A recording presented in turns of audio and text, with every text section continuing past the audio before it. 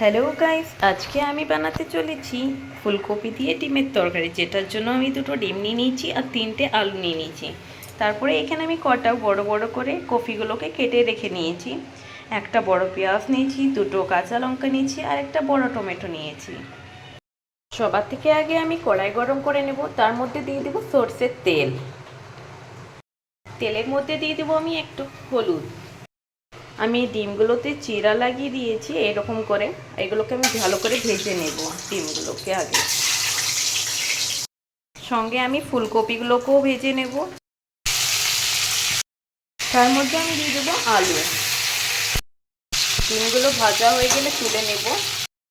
ডিমগুলো ভাজানো হয়ে গিয়েছে, এবারে আমি আলু আর ফুলকপিটা ভালোভাবে ভেজে নেব। ফুলকপি আর আলু ভালো করে ভাজা হয়ে গিয়েছে, এগুলোকে আমরা তুলে নেব। আমরা ভালোভাবে তুলে নিয়েছি। এবারে আমি দিয়ে দেবো কাঁচা লঙ্কা আর পেঁয়াজ। পেঁয়াজ কাঁচা লঙ্কা ভালোভাবে ভাজা হয়ে গিয়েছে, এবারে আমি এই কাটা টমেটো দিয়ে দিব। আর সঙ্গে দিয়ে দিব এই আদা রসুন বাটা পেস্ট।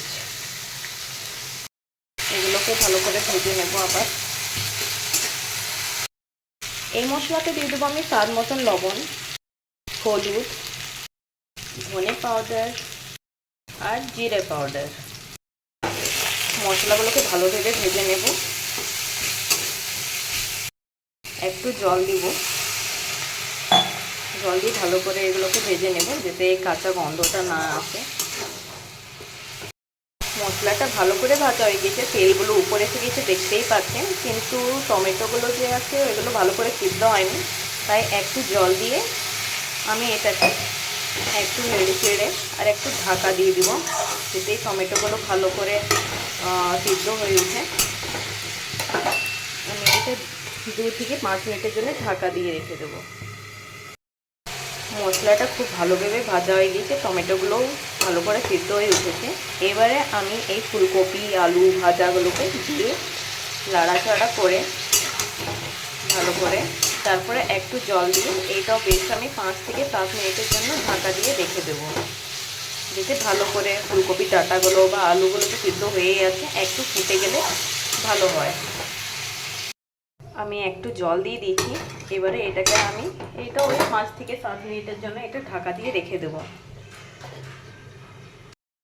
5 থেকে 7 মিনিট হয়ে গিয়েছে, এবার আমরা দেখে নেব। দেখতেই পাচ্ছেন তরকারির রঙটা বেশ ভালো হয়ে উঠেছে আর এই ফুলকপির ডাঁটাগুলো খুব সুন্দর সিদ্ধ হয়ে গিয়েছে। দেখতেই পাচ্ছেন এগুলো এরকম করে চিপলে এগুলো কেটে যাচ্ছে, তার মানে ভালোভাবে ভাজা হয়ে গিয়েছে। আর আমাদের এই ফুলকপি ডিমের তরকারি তৈরি হয়ে গিয়েছে। তরকারিটা হয়ে গিয়েছে, আমরা ফাইনাল টাচ দেওয়ার জন্য একটু গরম মশলা দিয়ে দেবো ওপর থেকে। আর ফাইনালি গাইজ এই আমাদের ফুলকপি ডিম আলুর তরকারি রেডি। তোমরাও করে জানিও কেমন হয়েছে। Thanks for watching.